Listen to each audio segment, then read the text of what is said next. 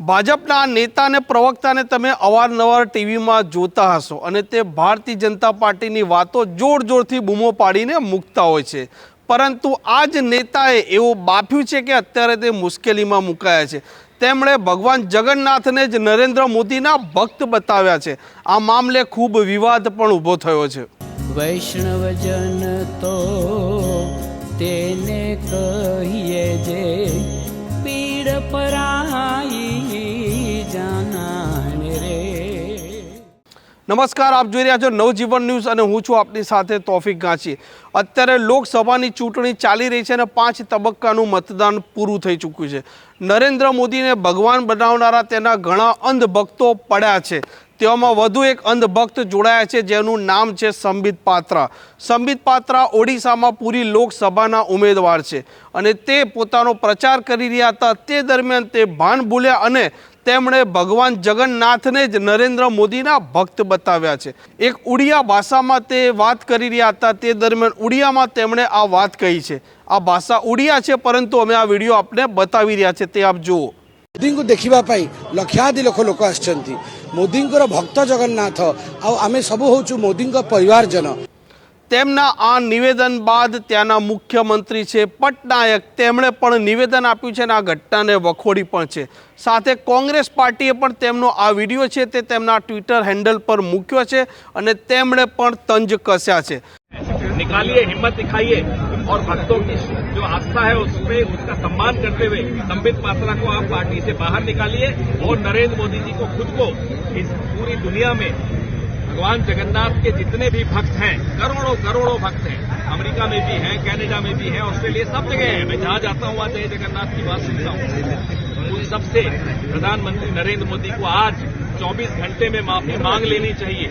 यही हम सबके लिए अच्छा होगा, इस सृष्टि के लिए अच्छा होगा, क्योंकि सृष्टि की जो आस्था है उससे बड़ा और कोई मुझे नहीं लगता आभूषण हमारे पास है। उसका अपमान करने का हक किसी को नहीं।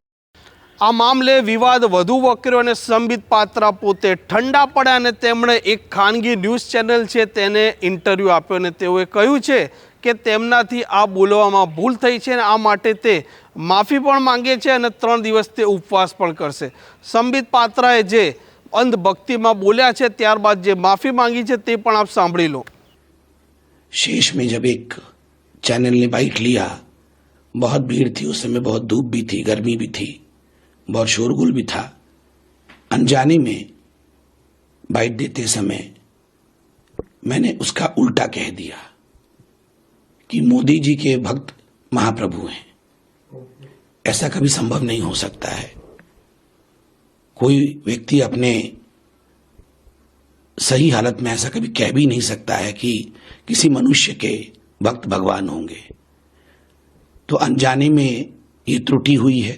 एक चैनल को बाइट देते समय मैं मानता हूं कि कुछ लोग इससे आहत जरूर हुए होंगे, मगर अनजाने में हुए त्रुटि को ईश्वर भी क्षमा करते हैं।